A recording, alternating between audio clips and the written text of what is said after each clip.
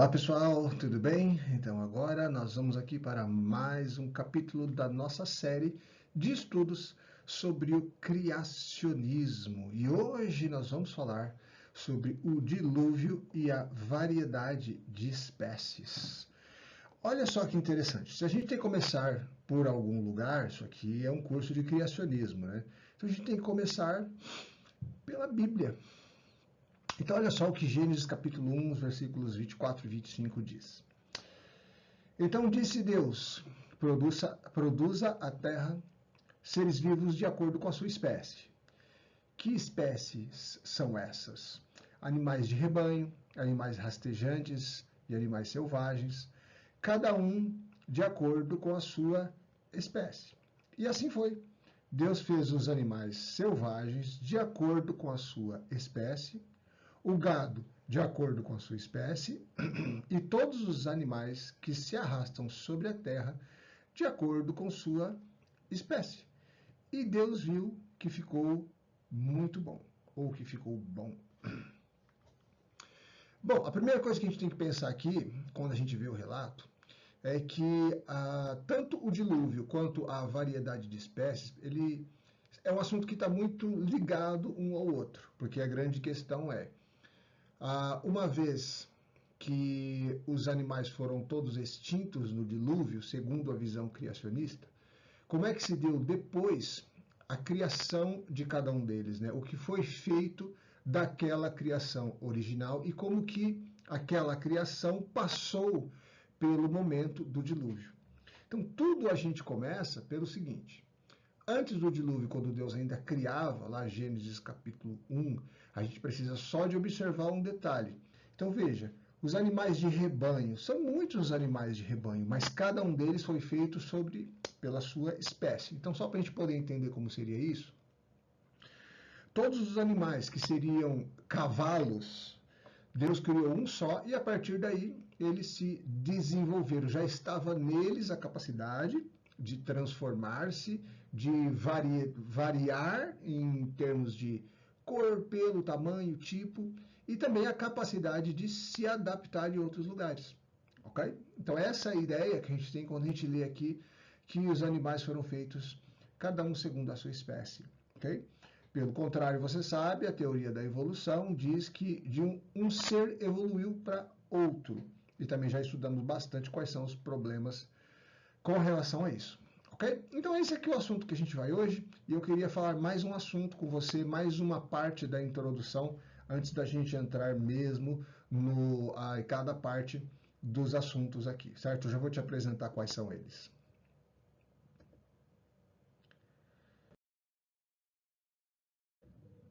Bem, a história do dilúvio e da Arca de Noé é um dos relatos mais conhecidos e controversos.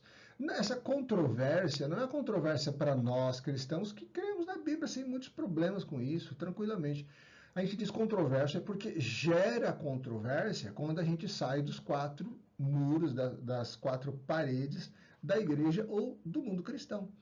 Mais especificamente, os capítulos 6 a 9 de Gênesis detalham a história da construção da arca, o comissionamento de Noé, o dilúvio, a saída da arca e as promessas de Deus após o dilúvio. Essa narrativa descreve um dilúvio global. Quando a gente vê aqui, ó, global, nós não estamos falando universal, nós estamos falando global, o globo, o planeta, ok? Um dilúvio global que imergiu toda a Terra. Há pessoas que querem dizer que o dilúvio ele foi universal, ou seja, cada planeta passou pelo mesmo sistema. Não tem nenhuma razão para a gente afirmar isso aqui agora, e não vamos também entrar nisso, porque isso aqui não é o foco, claro, né? Exceto pela arca construída por Noé para abrigar a família dele, e um par de cada espécie animal. Então, basicamente, nos textos que descrevem esses eventos, a gente tem toda a informação que a gente precisa, e isso não é de agora, né? Isso é desde sempre, a gente tem essas informações, e a gente entende que esta é a verdade a partir da revelação da palavra de Deus. Ok? Muito bem, vamos então para mais um slide aqui.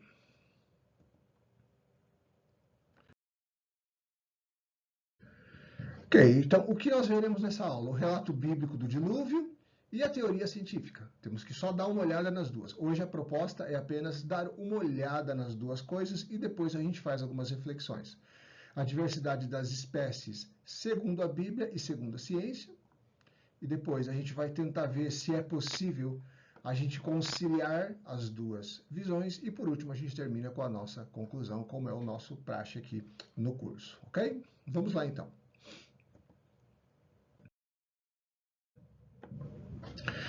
Ok, então em primeiro lugar a gente vai ver o relato do dilúvio segundo a Bíblia. O que a Bíblia fala sobre isso? Vamos só organizar esse relato de uma maneira um pouco talvez mais fácil só de entender como a descrição é feita, né? Então seria mais ou menos assim, ó.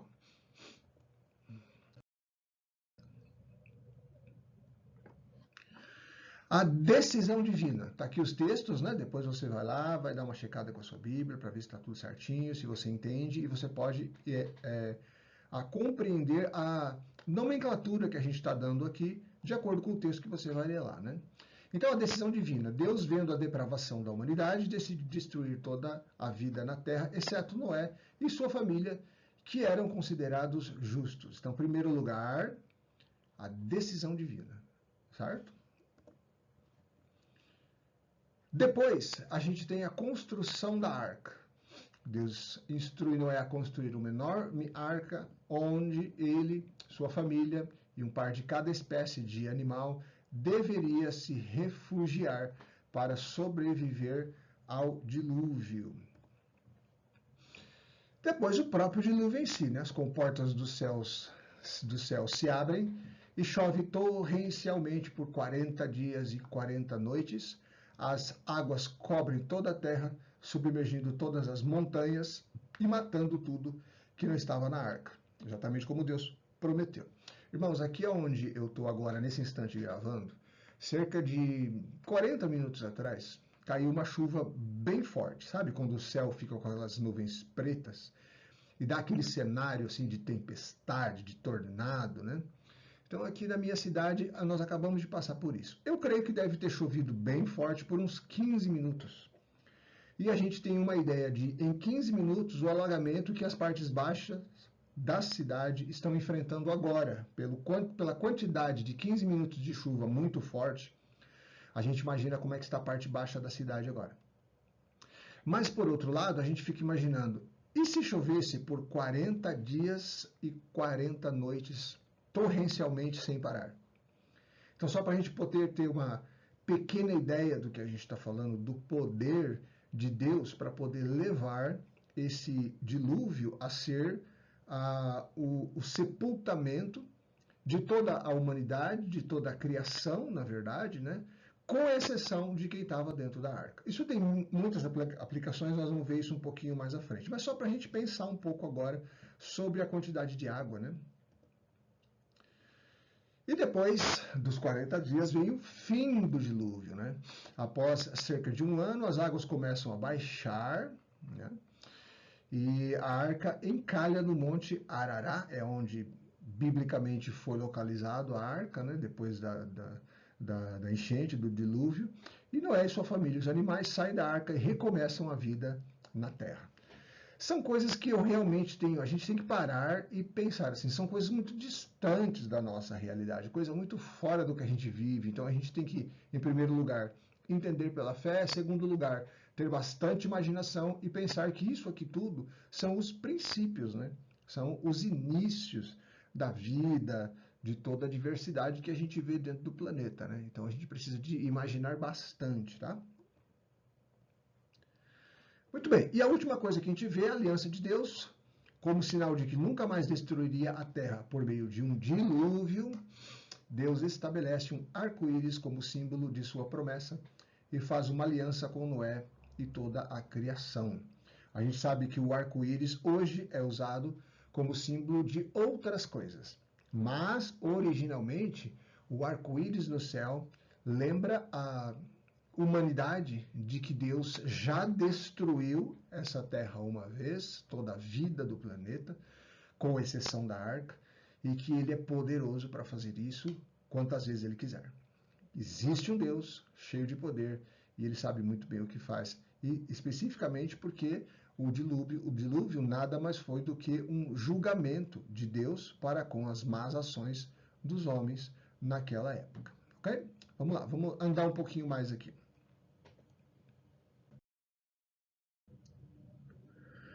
Ok, mas a gente não vai ficar somente na teoria científica. Nós vamos falar, aliás, nós não vamos ficar somente no relato bíblico. A gente vai olhar agora a teoria científica, onde a ideia dos cientistas para comprovar esse tempo de bastante água são os alagamentos isolados. Vamos dar uma olhada como é que é isso.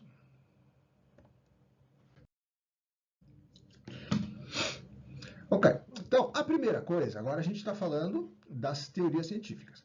As inundações locais e regionais, está faltando um Szinho aqui. Ao contrário da narrativa bíblica do dilúvio universal, a ciência busca evidências empíricas que podem ser comprovadas, que podem ser reexaminadas, acontecendo de novo, para explicar os eventos de inundação ao longo da história da Terra.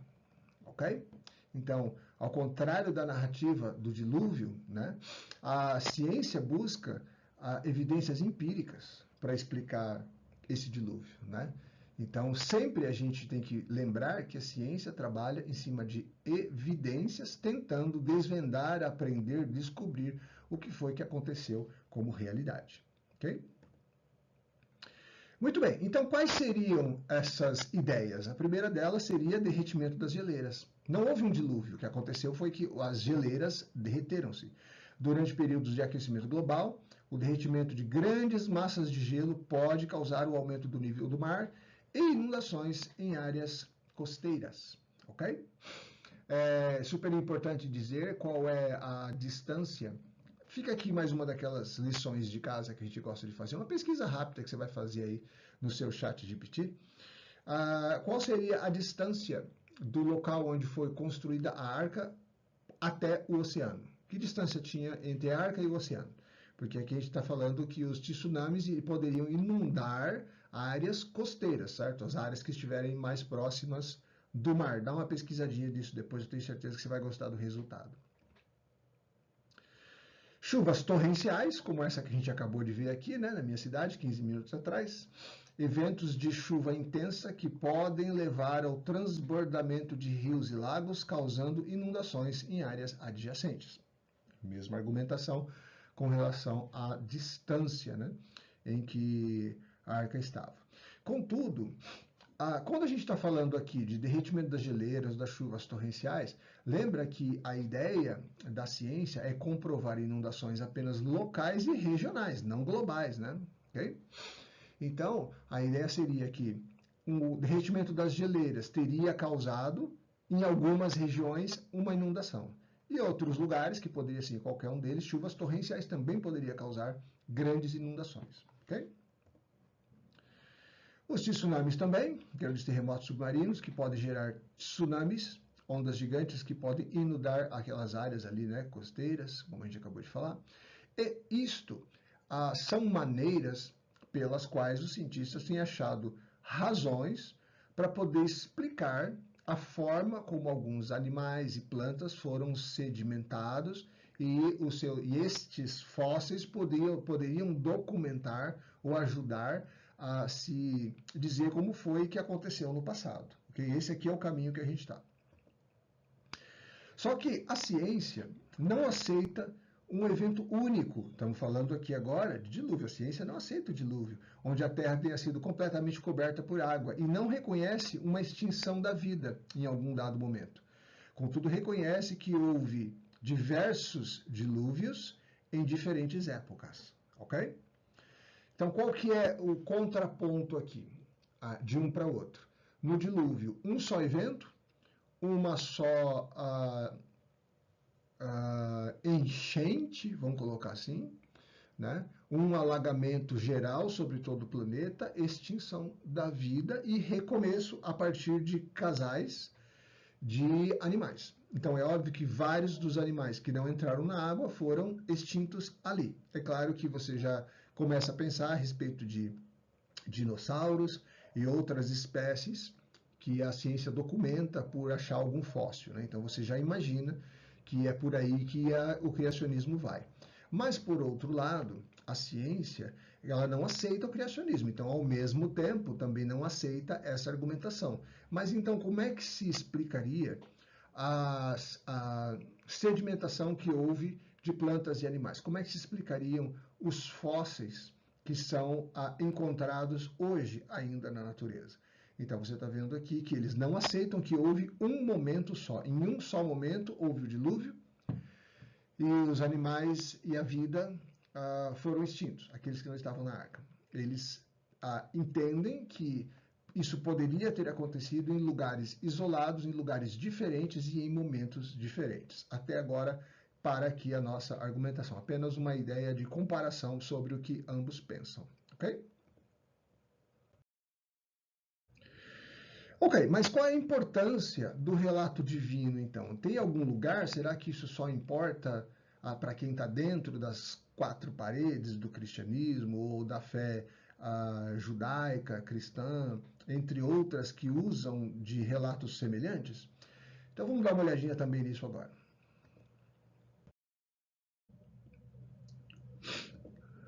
Bom, o que isso vai entrar como a importância para o mundo, ainda que as pessoas não creiam, isso aqui são fatos. Estes são fatos importantíssimos que a gente tem que levar em consideração. Mesmo uma pessoa que não crê muito na Bíblia, ela vai olhar para esses fatos e ela vai falar: oh, mas aí tem coisa interessante que eu preciso me dedicar e entender. Então, olha só, em primeiro lugar, a ideia da decisão divina traz o fato de que Deus está no controle de tudo. Certo? A gente está revendo, essas aqui a gente já viu, né? A construção da arca, como Deus deu instrução e fez com que este barco suportasse todas as intempéries, que suportou, ok? Depois, a questão do dilúvio em si, o poder de Deus, a sabedoria de Deus, que fez com que essa quantidade de água chegasse até o planeta e causasse uma inundação desse tamanho, né? Também a ideia do fim do dilúvio o dilúvio termina quando Deus diz que termina, né? Então não foi um acidente, foram 40 dias, 40 noites.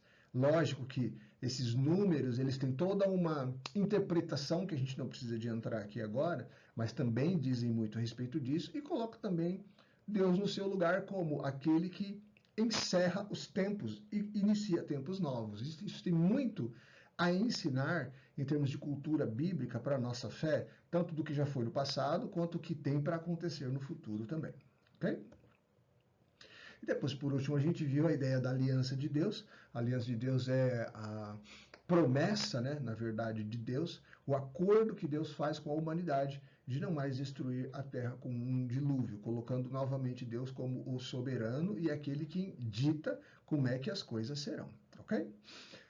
Só que a gente ainda tem essas ideias aqui que a gente precisa de fortalecer um pouquinho. Um símbolo de juízo divino, dilúvio, é definitivamente visto como um castigo para a maldade humana. Ou seja, ele reconhece a Deus como juiz de toda a terra. Ok? Então, mas as pessoas que não são cristãs, olha, não são cristãs, mas também não seguem o ateísmo, né? Não são de posição ateísta. Então essas pessoas também vão falar, tudo bem, eu não sou cristão, mas eu entendo que existe um Deus e que ele é juiz. Então isso por si só já é uma coisa muito importante na descrição aqui do criacionismo sobre aqueles dias. Depois a gente vê uma história de salvação. A arca representa a salvação de Noé e sua família e, por extensão, a esperança de salvação para toda a humanidade. Indiferente à questão de ser justo ou não, a história por si só diz que algumas pessoas foram salvas em um momento de grande aflição para toda a existência. Então, isso reflete para a vida de cada um de nós que existe um Deus que é juiz e que ele também salva, porque as coisas, Gênesis capítulo 3, saíram do controle e geraram uma situação de pecaminosidade e afastamento de Deus que faz com que o juízo se torne necessário, ok? E a base para crenças e práticas, né? A história bíblica influencia diversas crenças e práticas religiosas, por exemplo, como o batismo, a ideia de que quando é submergido morre, né? Mas quando volta à superfície, volta à vida. Então, a ideia de um novo começo, tudo isso está dentro dessa história, dessa narrativa lá de Gênesis, nos capítulos 6 em diante. Ok? Isso tudo são partes importantíssimas dentro da construção da nossa cosmovisão cristã. Ok? Deus é justo. Existe uma história de salvação. Deus salvou e vai salvar. E uma ideia de que nossa crença e nossa prática, por exemplo, o próprio batismo e um novo começo. Tudo isso faz parte da nossa crença, de como a gente entende o cristianismo e onde está a nossa fé. Ok? Muito bem, então agora nós vamos aqui para um novo tema, a ideia especificamente da diversidade das espécies. Então, em primeiro lugar, segundo a Bíblia, vamos analisar como que as espécies elas foram criadas segundo a descrição da Bíblia. Vamos dar uma olhada nesse tema agora. Muito bem, a criação inicial, todas as espécies foram criadas por Deus de forma distinta e completa, com suas características específicas já definidas. Ok? Não vou começar a comparar agora, daqui a pouquinho a gente vai ter slide para isso, mas no primeiro momento a nossa cosmovisão tem que estabelecer o seguinte, ó, todas as espécies são criadas de forma distinta e completa, não precisava ser melhorada, não precisava ser refeita e muito menos evoluída, certo? Ela pôde se expandir como algo que já era dela mesma, ok? Do fator da própria criação, ok? A adaptação. As espécies possuem capacidade de se adaptar ao ambiente, mas essa adaptação ocorre dentro dos limites de variação estabelecidos por Deus na criação animal. Em um dos vídeos aqui que a gente sugeriu do professor Adalto, em uma das aulas aqui passadas, se você já deu uma olhada nesses vídeos, você está procurando os vídeos para aprender mais, você vai ver lá que num desses vídeos ele explica a questão da capacidade que as espécies têm de adaptação. A espécie tem, inclusive, de gerar componentes novos por causa de local e, sei lá, condições climáticas, condições adversas, para continuar mantendo a sua sobrevivência, ok? Não é mutação, você vai lembrar que o professor Adalto fala isso, né? A mutação geralmente é uma coisa meio esdrúxula, meio feia, né? Você vê os filmes de mutantes, sempre é gente que tem 3 pernas, né? Sai um braço grudado na orelha, assim, algumas coisas sempre, vamos dizer até monstruosas, né? Certo? Então é só para a gente poder entender. A adaptação não leva ao surgimento de novas espécies, mas permite que as existentes sobrevivam em diferentes condições, ok? Como eu sempre digo, isso aqui não é uma aula de ciência, é uma aula de criacionismo, é um curso de criacionismo. Então a gente dá essas referências dos vídeos para que você possa ver um pouco mais a respeito de qual a posição da ciência sobre isso, certo? Mas nós estamos aqui firmes entendendo que na criação Deus, segundo o relato bíblico, já criou cada espécie cada animal segundo a sua espécie. Ok, a ideia da microevolução, o criacionismo reconhece a ocorrência de microevolução, ou seja, pequenas mudanças dentro de uma espécie com o surgimento de novas variedades. No entanto, ele argumenta, né, nesse caso aqui, o ele aqui é o professor Adalto, que essas mudanças não são suficientes para explicar o surgimento de novas espécies, né? Como a gente já falou, você tem daquela espécie que seriam os, entre aspas, os cavalos, você tem daí vários tipos. Olha, só um exemplo aqui. A ideia seria que daquela espécie que se parece com um cavalo, poderia ter havido a ideia de uma nova variedade, por exemplo, a zebra. Um outro exemplo, um alce. Todos eles são, entre aspas, tá? Cavalos que foram, como é que eu vou dizer aqui, ó, foram surgindo, né, como uma variedade daquele primeiro exemplo, né, daquela primeira criação de Deus, ok? É meio que a grosso modo aqui, só para a gente poder entender do que a gente está falando, ok? Muito bem. Design inteligente, o autor defende a ideia de que a complexidade e a organização da vida indicam a existência de um design inteligente, ou seja, a ação de um criador. Agora que, essa última semana, a gente colocou lá no nosso curso o vídeo do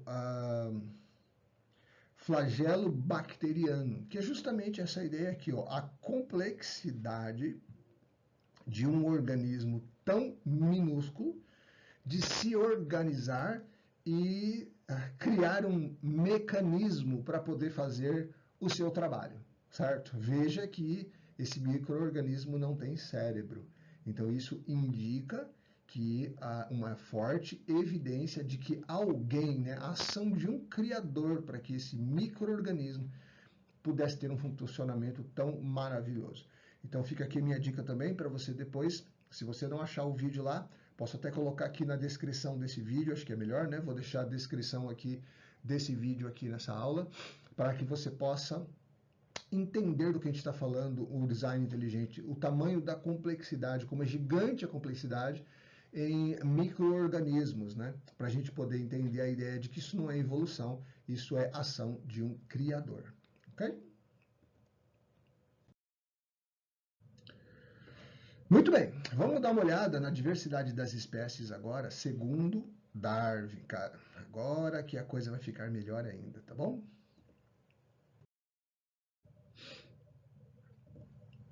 Muito bem, em primeiro lugar, seleção natural, as características que conferem vantagens adaptativas a um organismo em um determinado ambiente tendem a ser passadas para as próximas gerações com maior frequência. Ao longo do tempo, essas pequenas mudanças acumuladas podem levar ao surgimento de novas espécies. Essa é o suprassumo da seleção natural, né? Algumas características ou vantagens adaptativas podem ser passadas para as próximas gerações com uma maior frequência, e isto levaria ao surgimento de uma nova espécie, ok? Isso aqui é a síntese, talvez, de tudo que a seleção natural tenta ensinar. As mutações, como a gente acabou de falar, né, alterações aleatórias no material genético podem gerar novas características, não necessariamente boas, segundo a explicação do professor Adalto. Nessas características, geralmente, elas são características ruins, não boas, né? Algumas dessas mutações podem ser benéficas, neutras ou prejudiciais para o organismo, certo? Então, pode haver uma mutação que pode ser benéfica? Sim. Então, aí a gente tem que analisar cada um caso, tem que ver o que os cientistas têm apresentado nos seus trabalhos publicados, que nem sempre são 100% verdade, ok? Isso aí os próprios cientistas sabem que a publicação de trabalho não significa que aquilo seja necessariamente uma verdade, né? Tem muita política envolvida aí também. Muito bem, a deriva genética, processos aleatórios, como a flutuação no tamanho da população, pode levar à perda aleatória de variantes genéticas. A gente tem muita coisa para ler, tem muita coisa para estudar, ok? Ainda, vamos ver que o isolamento reprodutivo, né, quando populações de uma mesma espécie ficam isoladas geograficamente, ou comportamentalmente, eles podem acumular diferenças genéticas ao longo do tempo, levando à formação de novas espécies, ok?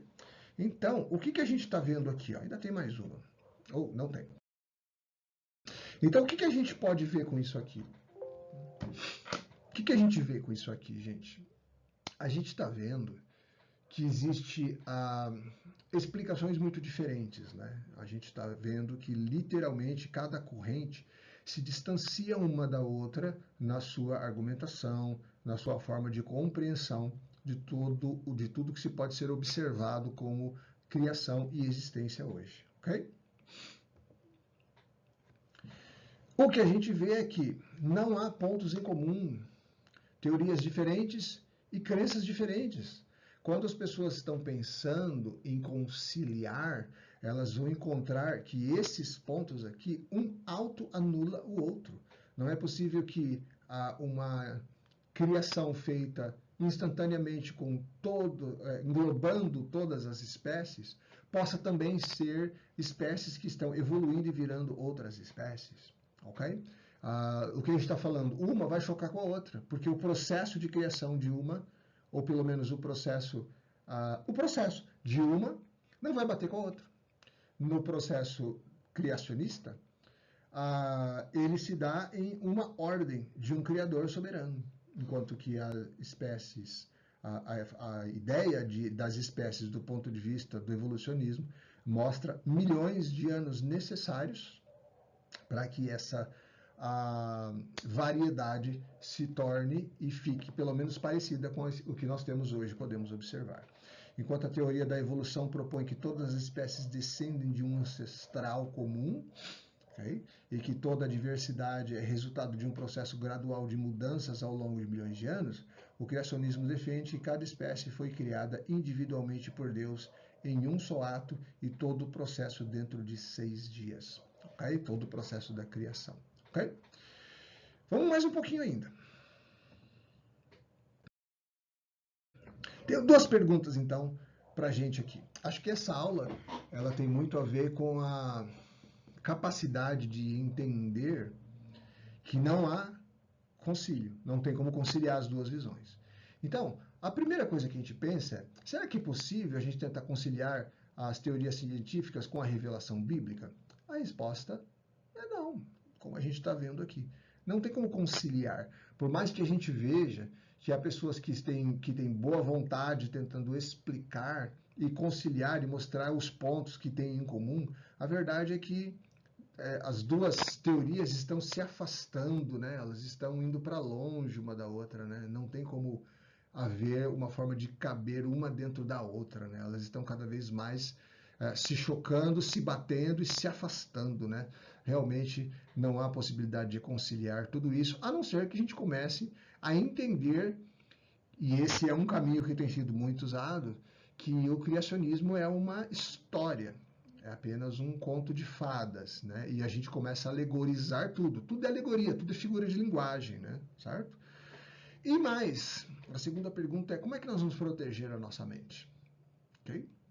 Então, quanto mais a gente aplica a nossa mente, a palavra de Deus, mais a gente crê na palavra. A fé vem pelo ouvir a palavra de Deus. Quanto mais a gente estuda, a gente conhece a palavra, é o que a gente está se propondo a fazer aqui nesse curso de criacionismo, é isso. Conhecer mais para que a nossa fé seja fortalecida e que a gente possa ficar pronto. Não só por conhecer as outras argumentações fora da Bíblia, mas também para que a gente possa ficar prontos nas nossas próprias perguntas e questionamentos do nosso coração a respeito de origens da existência de Deus, da presença de Deus, da sua vontade e dos seus atos, né?